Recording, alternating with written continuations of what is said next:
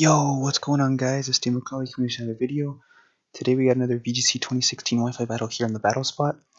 And today my opponent had a fantastic team in my opinion. There was a dual primal core with the Groudon Xerneas. And the other four Pokemon were the Mawile, Kangaskhan, Meowstic, and Whimsicott. So he had two mega options here. The Mawile and the Kangaskhan. So with my team composition, I was like, okay, so I'm going to bring the Kangaskhan. The Mawile is more for other Xerneas matchups or other fairy matchups. And with the Meowstic and the Whimsicott, I was like, well, this is a possible gravity team as well, since Meowstic's known for gravity. And the Whimsicott can learn Grass Whistle, which has like almost 100% accuracy under gravity. So I was thinking that as I was going into this, so I was like, okay, well, I'm going to bring Aegislash just in case he's got gravity. I decided not to bring the Lapras, even though it would have done well against Whimsicott, because I wasn't expecting to bring Whimsicott. And I felt like I'd have a better matchup here if I got Trick Room set up, since I'd be able to outspeed his Pokemon. So I'm going to go ahead and get started now. And my opponent leads with Kangaskhan and Meowstic. And I lead with Groudon and Aegislash, expecting the Meowstic to lead, and my opponent to set up Gravity. But here I was like, I don't think he's going to set up Gravity with the Kangaskhan out, since Kangaskhan has 100% accuracy moves.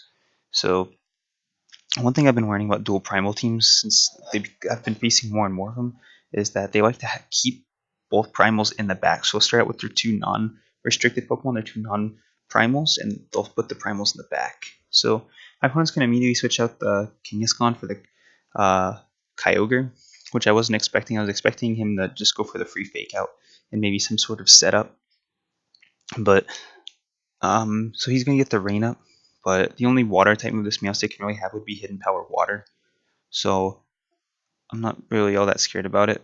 But he does have the he goes for fake out anyways onto the Groudon.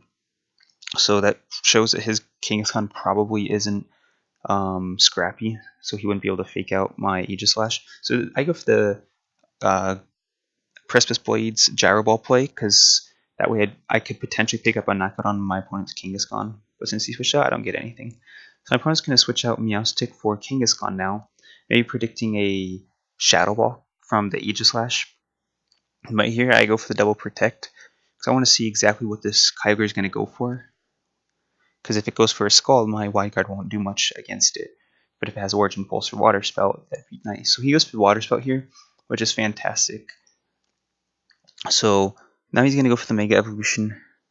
And here I'm like, okay, he's probably going to go for a Sucker Punch Water Spout play, since that would be pretty much be a double knockout for him.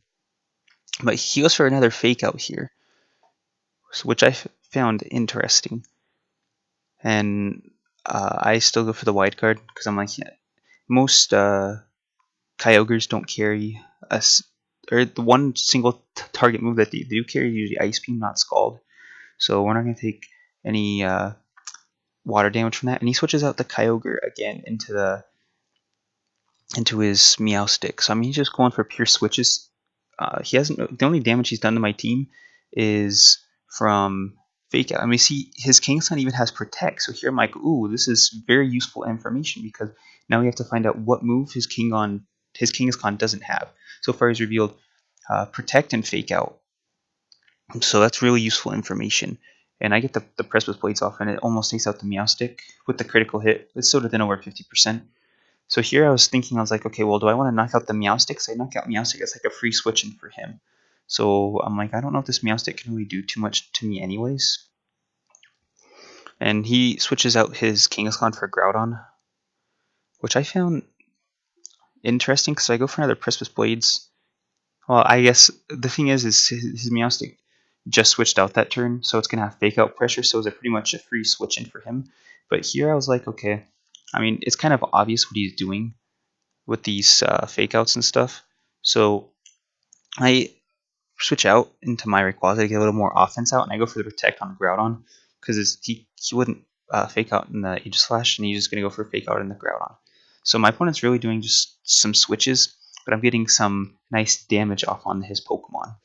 And I go for the Mega Evolution here, just in case. Well, my opponent might have Rock Slide. I did it for that, and also because it increases my offense significantly.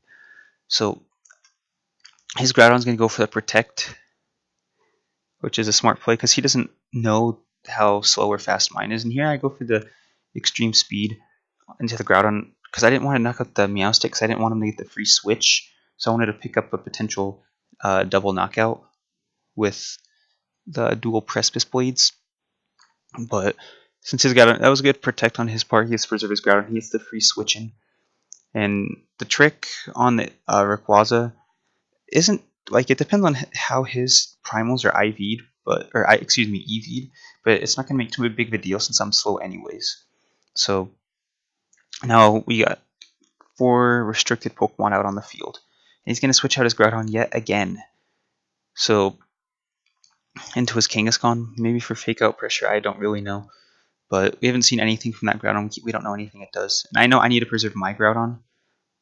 So I switch into my Porygon 2, since Porygon 2 isn't really, like with the 3 Pokemon he has remaining, it's not as useful as my other 3 Pokemon, especially the Aegislash in the back. So I just go for an Extreme Speed here in into the what was the Groudon. I get a nice critical hit, but he goes for the Water Spout, and here I'm like, actually I probably should have gone for the Extreme Speed into the Kyogre slot to make Water Spout do less damage. But so that's what I do this time. I'm like, well, I'm just gonna go for Extreme Speed in the Kyogre so Water Spout does less damage. And he goes for the Double Edge. What surprised me was it was into the Porygon 2 slot instead of the Rayquaza slot. So, I mean, he picks up the knockout. He takes quite a bit of recoil damage. We see the Ice Beam here. I was expecting a Double Edge Water Spout from him, but I guess he doesn't, especially since he knows that my Rayquaza is really slow now with the Iron Ball or the Wagging Tail. I don't remember what it was. So that was actually pretty nice for me because now you get a double switch into the 2 Pokemon that I want to have late game, my Groudon and my Aegislash. Because right now my Aegislash will be able to shut down, well, both his Pokemon because I doubt he has Crunch. So even if he Sucker Punches my Aegislash, I'm going for Wide Guard so he won't do any damage. And then the Wide Guard will protect me from all damage. So we see he double targets the Groudon, which is exactly what I was predicting, since that's really the only offensive threat I have right now. So I just go for the Shadow Ball on the Kyogre, just trying to get some damage off. And it's below half now. It's about 34%, 1/3. So he's going to switch out his Kangaskhan into Groudon. And right here, I'm kind of realizing, well, he hasn't gone for a Sucker Punch into Aegislash. So I'm trying to think. So I'm kind of predicting that that's the move he doesn't have, since he hasn't gone for it yet. So, because if he has Double Edge, or he has Double Edge, he has Protect, he has Fake Out. If the last move's a Fighting type move, then there's nothing he can do to my Aegislash. That's why he's been switching it out. And here, I went for the Gyro Ball into the Kyogre slot just in case. No, excuse me, I went because that's where Kangaskhan was. I was trying to hit the Kangaskhan because Shadow Ball wouldn't have done anything. So I was kind of thinking that he might have switched into Groudon, but I didn't want to make that prediction. I didn't want to take the risk. So here we just go for the nice double protect to see, because I know he's going for the fake out in the Groudon, and he goes for the Precipice Blades as well. I wanted to see if it was special Groudon or if it was physical Groudon, because if it was special, he could have gone for an Earth Power into that slot. So here he actually goes all into the Groudon slot. He gets the critical hit with Fire Punch and the Double Edge. I mean, the crit probably helped him more than anything, since Kangaskhan took less damage from recoil. But again, we didn't see him target down. He might have been predicting me to go for the Wide Guard, but I thought, okay, he's probably going to predict for me to go to the Wide Guard. And so I go for the Shadow Ball into the Groudon slot, since that's like the only thing that he can do to touch me. So I was like, because I don't think this Kangaskhan carries Sucker Punch, and even if it does, I can just stall it out with time. I can just go for King Shield, King Shield, King Shield, Wide Guard, whatever, and stall out the timer since I have more HP. So here I am, like, I am stalling out the timer since, I mean, it's going to be a long time. And we see his last move is Power Punch, so he doesn't have anything to hit me with. And he just goes for like a Double Edge because there's nothing he can do. But I mean, I have this one wrapped up pretty much. I have enough Gyro Balls to pick up the knockout. That just take a long time. So you see it like 2 more and it would knock it out. But the time's going to run out. and we're gonna pick up the victory there. So props in respect to my opponent for finishing that one out. Like, even though his Kangaskhan couldn't do anything, like a thing of respect where it's like, okay, if that's a good game, I'm gonna play it out till the end. I don't play to win, I play to have fun, and that was a fun game, so I'm gonna play it out to the end.